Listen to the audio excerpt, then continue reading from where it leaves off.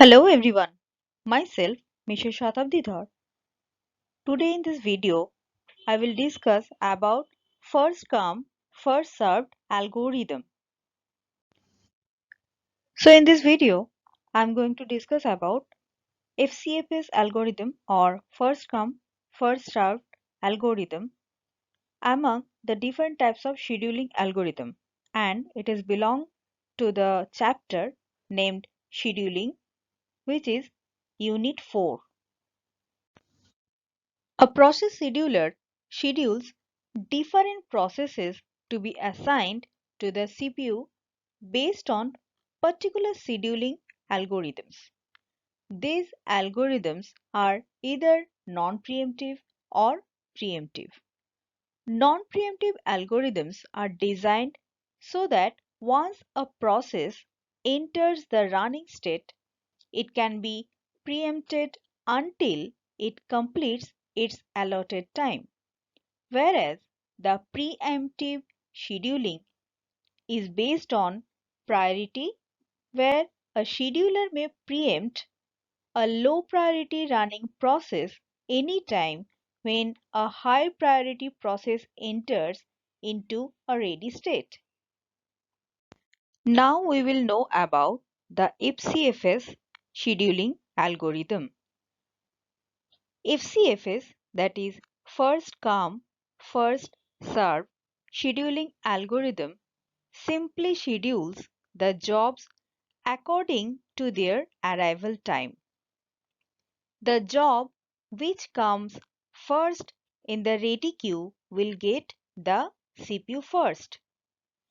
The lesser the arrival time of the job, the sooner will the job get the CPU. FCFS scheduling may cause the problem of starvation if the burst time of the first process is the longest among all the jobs.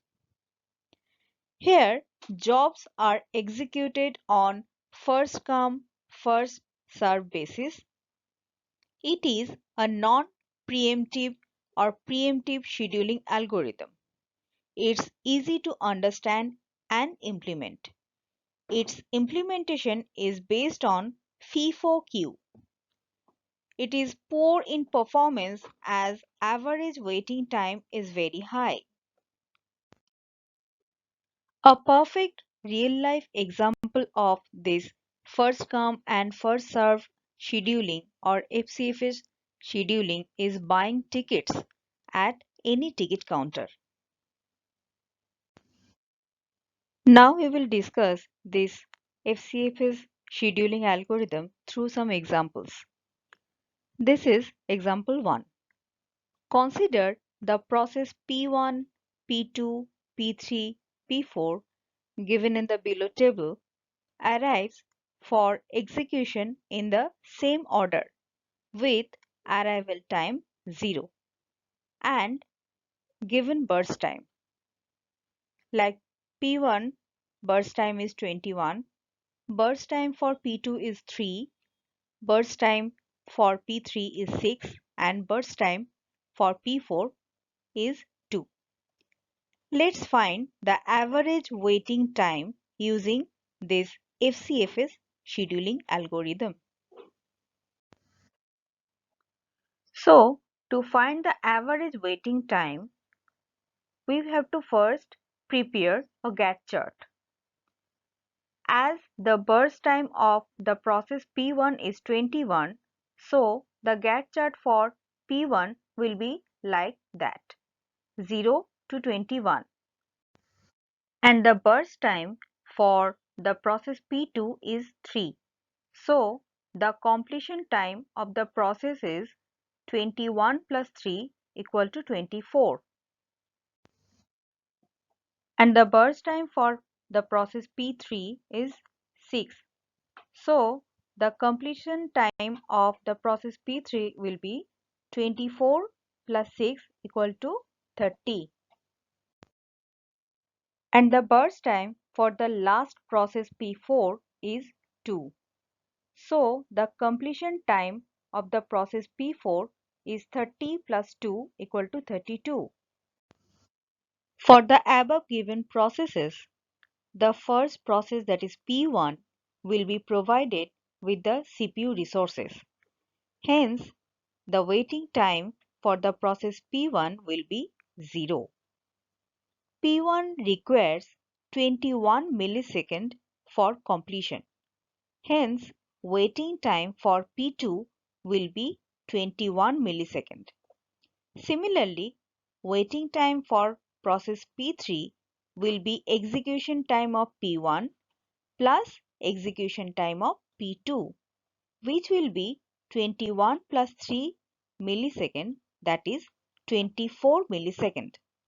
For process P4, it will be the sum of execution times of P1, P2 and P3.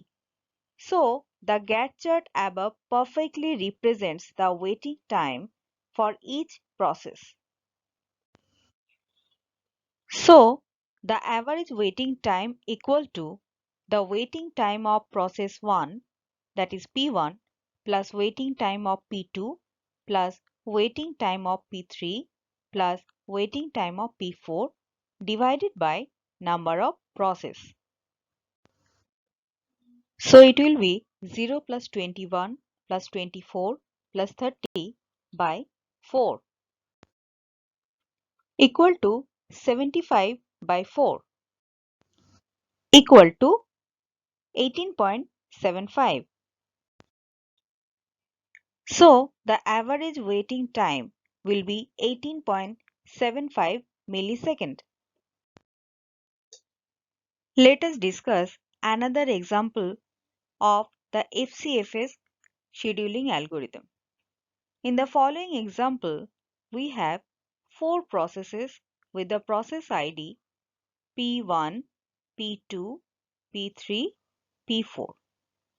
The arrival time of P1 is 0, P2 is 1, P3 is 2 and P4 is 3.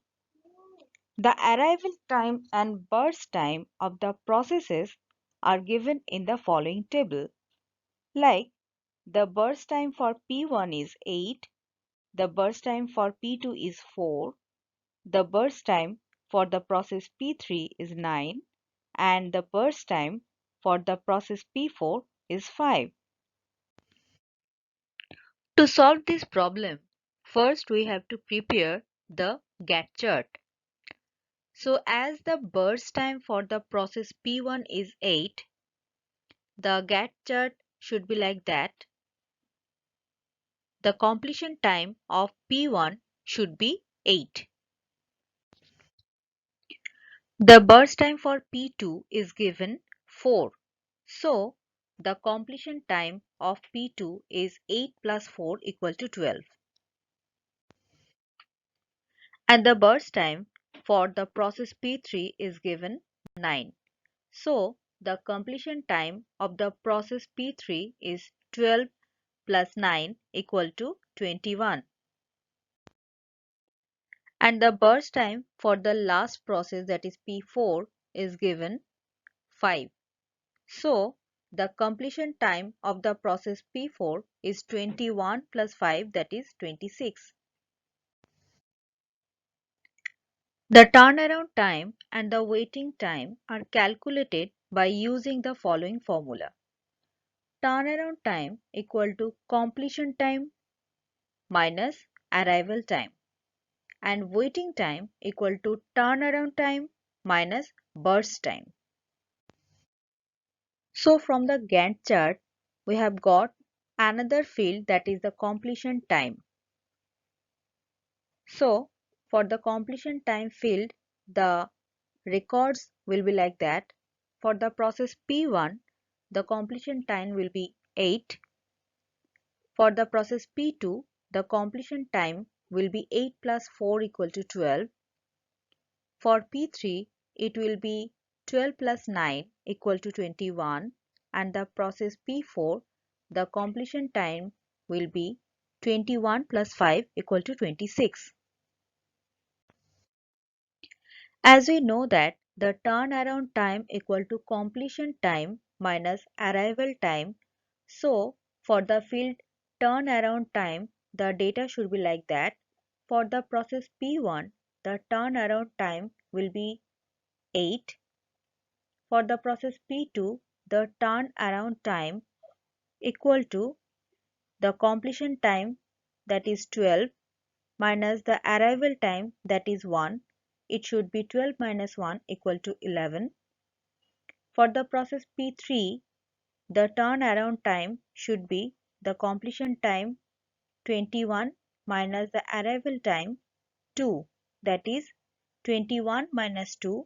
So the turnaround time should be 19. And for the process P4, the turnaround time should be 26 minus 3, that is 23. We also know the formula, that is waiting time equal to turnaround time minus burst time. So for the field waiting time, the data should be like that. For the process P1, the waiting time should be 8 minus 8, that is the turnaround time minus burst time of P1 equal to 0. For the process P2, the waiting time should be turnaround time, that is 11, minus burst time, that is 4, that is 11 minus 4 equal to 7. For the process P3, it should be 19 minus 9 equal to 10, and the process P4, the waiting time should be 23 minus 5 equal to 18. So our required result, that is the average waiting time, equal to summation of all the waiting time of those processes by the number of process, that is 0 plus 7 plus 10 plus 18 by 4 equal to 35 by 4, and the result will be 8.75 millisecond. And average turnaround time equal to all the turnaround times summation by the number of processes, that is 8 plus 11 plus 19 plus 23 by 4 equal to 74 by 4 equal to 18.5 millisecond. There are some advantages and also some disadvantages of this scheduling process. The first come, first serve scheduling process. Advantages of Fcfs are: this is a simple algorithm, it's easy, and the process should be like that, first come, first serve. And disadvantages of Fcfs: the scheduling method is non-preemptive. The process will run to the completion. Due to the non-preemptive nature of the algorithm, the problem of starvation may occur. Although it is easy to implement, but it is poor in performance since the average waiting time is higher as compared to other scheduling algorithms. In the first come first serve scheduling, convoy effect is a condition that arises in the scheduling algorithm. When one process holds the CPU for a long time and another process can get the CPU only when the process holding the CPU finishes its execution. Due to this, resource utilization is poor and also affects the performance of the operating system. Hope through this video I can make you understand the problem or the scheduling algorithm first come first serve. Thank you for watching this video and don't forget to subscribe my channel.